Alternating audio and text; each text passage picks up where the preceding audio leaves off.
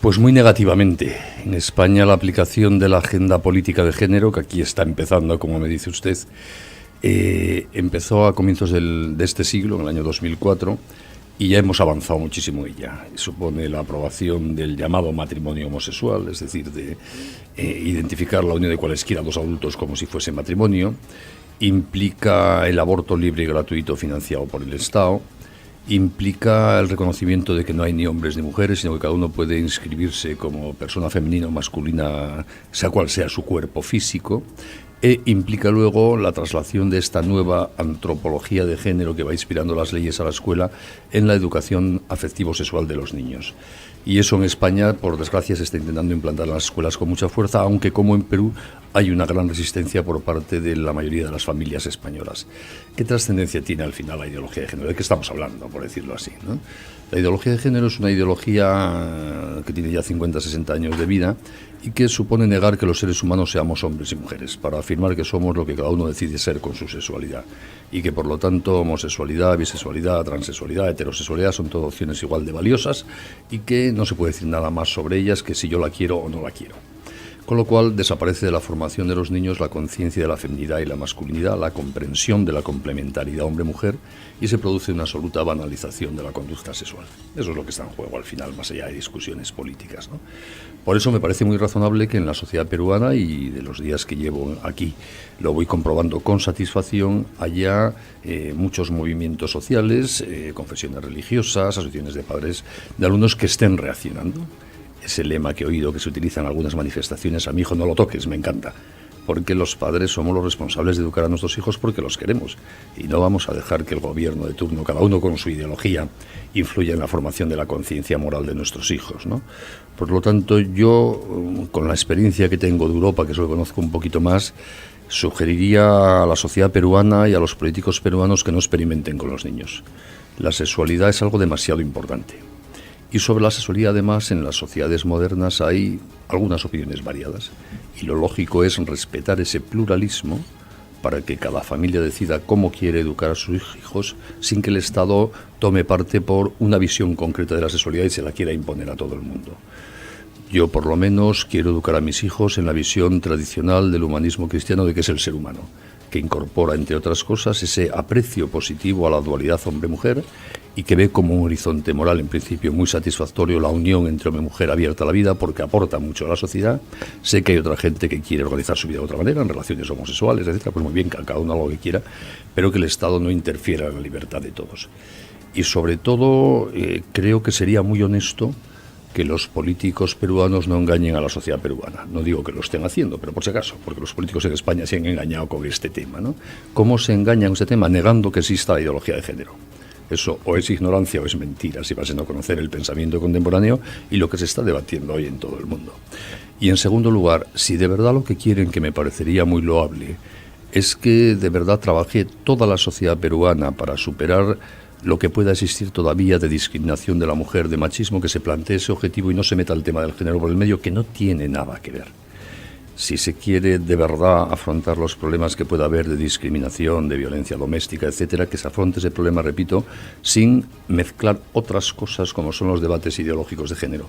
Sería muy fácil, si esa es la intención honesta, que seguro toda la sociedad peruana pudiese colaborar en ese objetivo también en la educación, sin introducir matices ideológicos que van a generar muchas tensiones en este país, como las han generado en España. Claro, en España introdujeron esto también de manera subrepticia, sin debate previo. Inicialmente sí, ahora no porque ya es demasiado descarado, pero inicialmente sí pasó como aquí. La primera reforma educativa de los currícula escolares se hizo a través de una ley del año 2007, donde aparecían referencias que la gente no sabía muy bien a qué querían decir exactamente, al género, a la diversidad sexual, a distintos modelos de familia. Expresiones que en sí mismas, pues uno puede decir, ¿y esto de qué va? Pero, gracias a Dios, hubo una resistencia de las asociaciones familiares españolas muy fuerte y la asignatura que incorporaba esas referencias, que se llamaba allí Educación para la Ciudadanía, acabó desapareciendo. pero luego se ha vuelto ya con mucho más fuerza y en las últimas normas en materia de educación que van aprobando las distintas regiones españolas ya se impone expresamente en la escuela la visibilización obligatoria de lo lésbico, lo transexual, lo homosexual, la constitución de bibliotecas de género sobre homosexualidad y transexualidad en todos los institutos y colegios del país, la presencia de las organizaciones llamadas LGTBI, de lesbianas, gays, bisexuales, transexuales, dando actividades de formación a profesores de todos los centros escolares y a los alumnos de los centros escolares, y las leyes además dicen que eso se haga desde primaria, desde la primera infancia. Es decir, que hubo un primer intento de introducir estas cosas de forma light y un poco disimulada y confusa, y como no lo lograron, ahora ya descaradamente se está haciendo. Y por eso yo, vista la triste experiencia de lo que esto supone en materia de libertad de enseñanza en España, me estoy permitiendo estos días, agradeciendo la invitación que me han hecho mis amigos peruanos, de contar lo que nos está pasando en España, por si a ustedes les puede ayudar aquí en Perú a evitar también esos ataques a la libertad.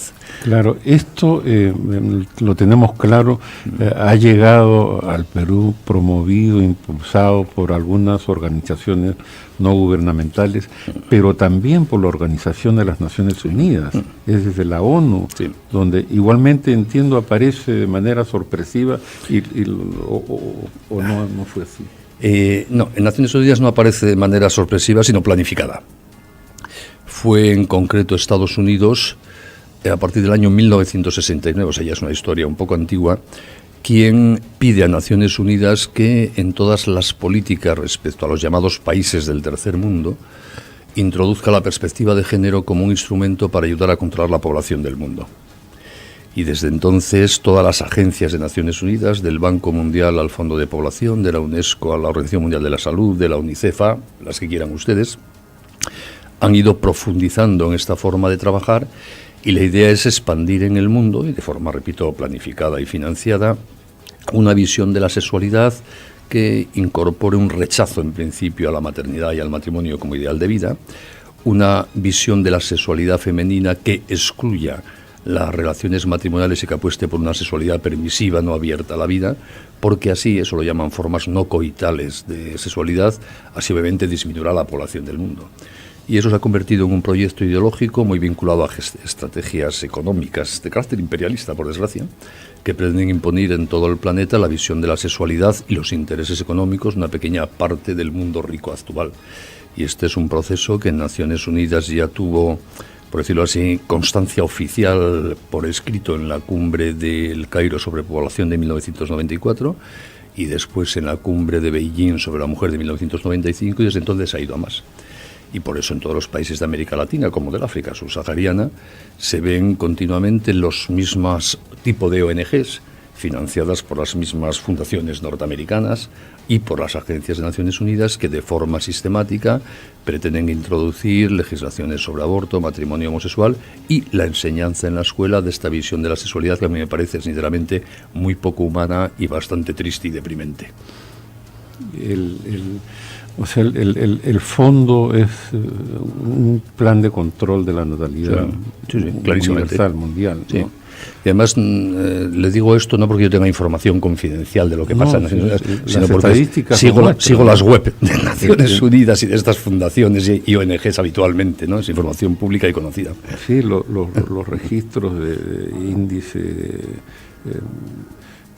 poblacional en Europa son negativos, ¿no? O sea, No, en Europa las causas no son solo la ideología de género, pero incide mucho. Tenemos una situación familiar y natalidad suicida absolutamente. Está cayendo el índice de nupcialidad brutalmente, se casa cada vez menos gente, porque si se interioriza que el matrimonio no es nada, que es una institución de dominio del varón sobre la mujer y no sirve para nada, pues la gente rechaza el matrimonio, como es lógico. Está creciendo brutalmente el índice de rupturas familiares, con todo lo que eso representa de hecho, el divorcio es la mayor causa de pobreza femenina en la Unión Europea, de niños que no crecen en un ambiente de acogida humana, de cariño y de socialización, y de ancianos, que es el siguiente gran problema de Europa, que están solos porque no tuvieron niños, o porque sus hijos no han tenido niños y no tienen una estructura familiar para acogerles. Y luego, consecuencia de todo esto, es que Europa se está suicidando demográficamente, porque no tenemos niños. Y el horizonte de Europa es muy triste, y además eso nos genera un problema añadido, que es un crecimiento constante de una inmigración que no se integra fácilmente en Europa, pero que viene a hacer los trabajos que no hay europeos que hagan ya. Llena ese vacío. Claro, es que lo tiene que llenar, porque no. Claro. Entonces, estamos entrando en una espiral de problemas que está poniendo en riesgo la riqueza de Europa, el estado del bienestar y todo, pero cerramos los ojos a ellos. Hay un escritor romano, Tácito, que, refiriéndose a la sociedad romana de su época, a finales del siglo I, dijo una frase que se puede aplicar hoy día a Europa perfectamente. Dijo: hemos llegado a un momento histórico en el cual ya no somos los romanos capaces de soportar ni nuestros problemas ni sus soluciones. Y en Europa pasa eso, los problemas son poca estructura familiar, poca solidaridad interpersonal, pocos niños, ancianos solos, pero las soluciones exigen volver a valorar el matrimonio, la fecundidad, el cariño, la lealtad a los amores, y eso tampoco lo queremos. Honestamente me gustaría que Perú no caiga en los mismos defectos, porque no es nada agradable. Bueno, y muy difícil de revertir, sí, después una vez instalado. Acá recibimos de pronto noticias de un ómnibus que paseaba por algunas calles de España y con el lema los niños tienen pene, las niñas tienen vulva, pero que después terminan metiendo presos, creo, a los que manejaban el bus. Sí, bueno, presos no, pero han prohibido el bus. Sí. Sí, pero eso demuestra también la falta de realismo absoluto de los postulados de género. Que sea escandaloso afirmar que los niños tienen pene y las niñas vulva, uno dice, bueno, ¿nos hemos vuelto todos locos o qué?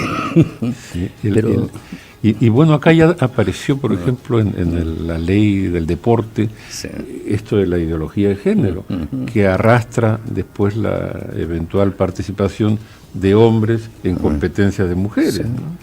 Sí, es ir contra el sentido común.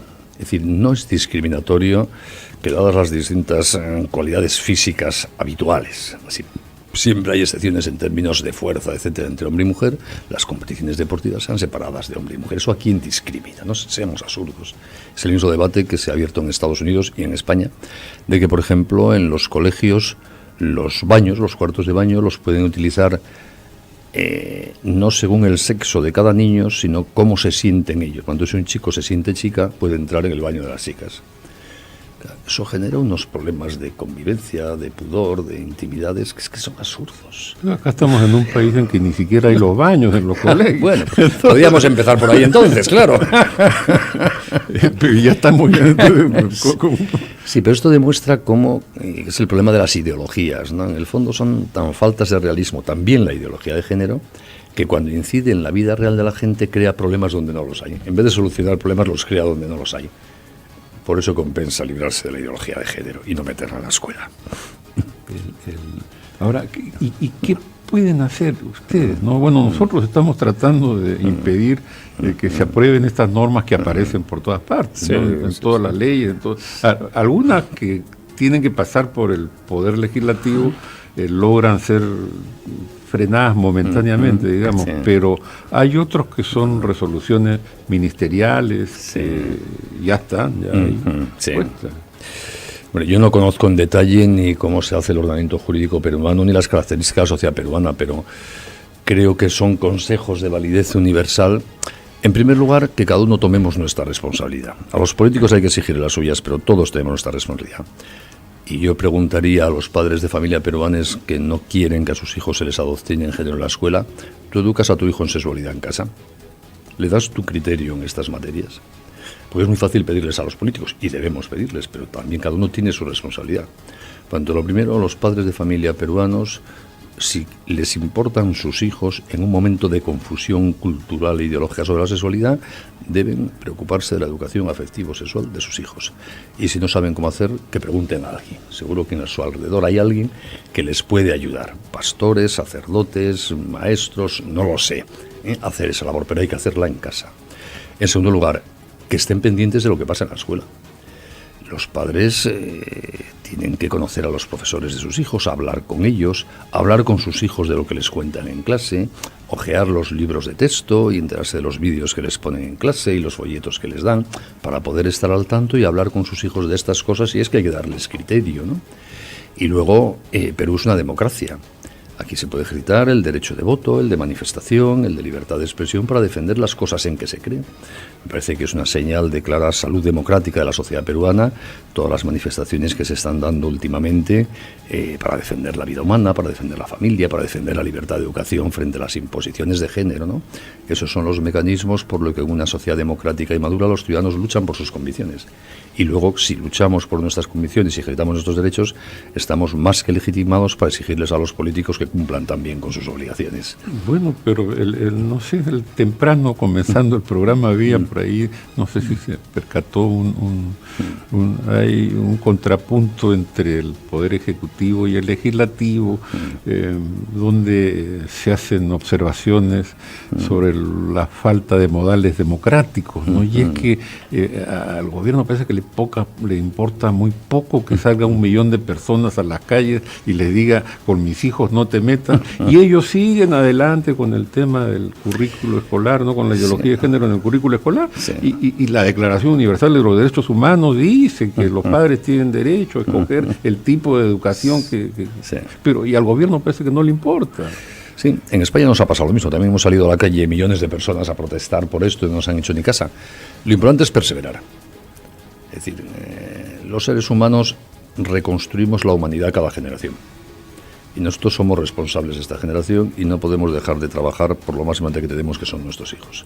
Ahora, uno de los argumentos de quienes defienden esto de la ideología de género es ustedes nos hacen retroceder, dicen. O sea, es un signo de progreso eso, también el aborto, el matrimonio homosexual. Esas cosas siempre han repetido a lo largo de la historia, ¿no? Cuando empezaron los primeros ilustrados en el siglo XVII en Europa a defender la supresión de la tortura en los tribunales, también les decían que iban a hundir la justicia. Y a los primeros antiesclavistas en el Reino Unido y luego en Francia y España les decían que iban a hundir la economía y la prosperidad de Europa. Siempre los que defienden el statu quo ideológico de los intereses económicos de una época acusan de ir contra el progreso a los que defienden los derechos humanos. Pero al final compensa defender los derechos humanos. La ideología de género está siendo ya rechazada en gran parte del mundo. Provoca inmensos rechazos en Estados Unidos, en parte de Europa, como Francia, Italia, España, Polonia, Hungría, etcétera. En otros países no, ha avanzado mucho, como en los países del norte de Europa. En toda la América Latina está siendo objeto de un debate más o menos vivo, pero constante. Está rechazada profundamente en toda la África subsahariana. Por lo tanto, no es verdad que el futuro sea la ideología de género y quien se niegue esté retrasando el futuro. Al revés, el futuro ojalá sea la libertad y los derechos humanos.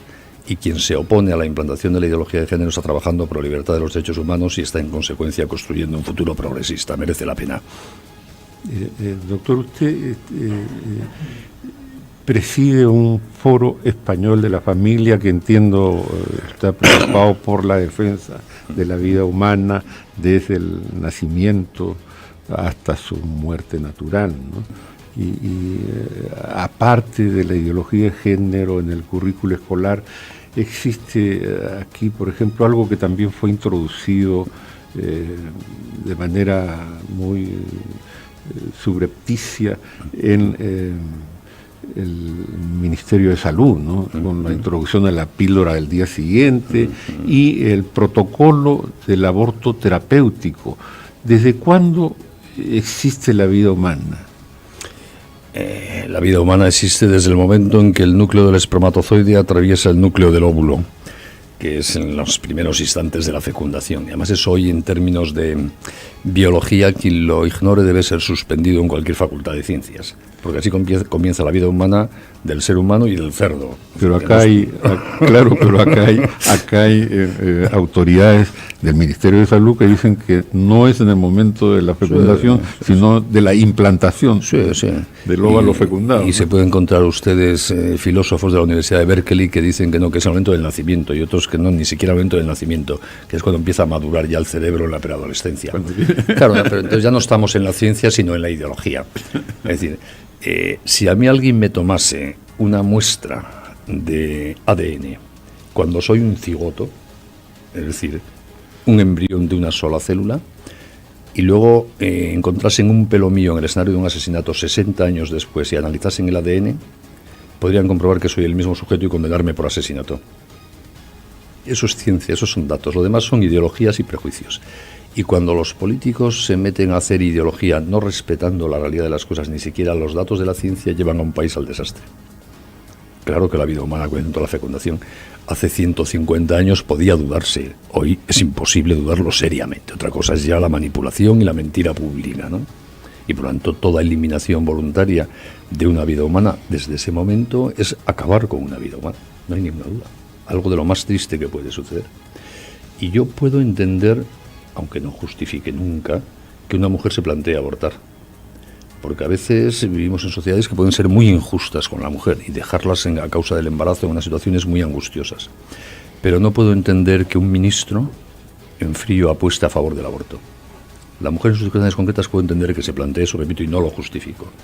Pero me parece de una maldad y de una irresponsabilidad inusitada que en frío desde el poder político y además un hombre, con esa concepción machista de que pague los problemas solo la mujer con la responsabilidad de abortar, sea quien defienda el aborto. Yo estoy muy orgulloso de que en la sociedad española hemos hecho mucho para intentar acabar con el aborto, aunque no lo hayamos conseguido, y seguimos haciéndolo. Hemos puesto en marcha en España, por ejemplo, una ONG que se llama Fundación Red Madre, que es un voluntariado de miles y miles de mujeres por toda España que están a disposición de toda mujer embarazada gratuitamente para acompañarla y ayudarla en lo que necesite. Y estamos evitando muchos miles de abortos al año. Y la clave de actuación de este voluntariado es dar a las mujeres cariño. No hace falta ni ayuda material. Luego, si se puede, se consigue ayuda material. Pero lo que necesita la mujer es no estar sola. Que la sociedad española o la sociedad peruana no dejemos a las mujeres embarazadas en situación problemática por su edad, por situación económica, de pareja, lo que sea, solas ante sus problemas. Porque ninguna mujer quiere abortar. Se plantean o llegan a abortar porque las dejamos solas, angustiadas, sin ver otra salida. Y eso es profundamente injusto. El aborto al final es la salida irresponsable para que el hombre no tenga ninguna responsabilidad de relaciones sexuales. Las dejamos embarazadas y que aborten y lo resuelvan ellos, y si no, que tengan ellas el niño y hay ellas. Es profundamente machista. Aquí se está impulsando un movimiento para, todavía no existe la ley, pero algo así como una ventanilla en la que puedan recibir a las criaturas que de pronto nacieron. Porque claro, hay quienes acostumbran a abandonarlas en un jardín, en un basural, de la basura, ¿no? Sí. Eso existe ya también en España. En España no. He oído hablar de ese proyecto de ley que se está presentando aquí en Perú, o se está trabajando en él, y me ha parecido una idea estupenda. En España no lo tenemos, aunque hemos trabajado en alguno y estamos intentando promocionarlo, porque exige previamente una reforma en el Código Penal, porque si no es un delito de abandono de menores.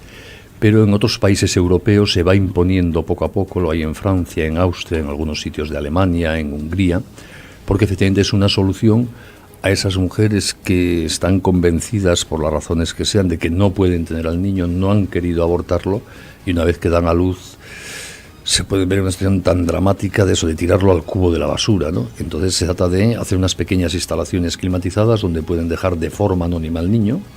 Cuando dejan al niño y se cierra esa instalación, que es como una cuna artificial, se recibe una alarma muy cerca para ir a recoger al niño rápidamente, y mientras tanto el niño está en unas condiciones de calor y de temperatura muy bueno, y así la mujer no tiene por qué abandonar al niño y se garantiza en el anonimato que el niño recibe atención, es acogido y luego será dado en adopción o lo que sea. Todo lo que sea dar salidas que faciliten la continuación de la vida y que no aboquen a la mujer a algo tan terrible como para tirar a su niño recién nacido al cubo de la basura me parece excelente. Ojalá se apruebe ese proyecto de ley aquí en Perú.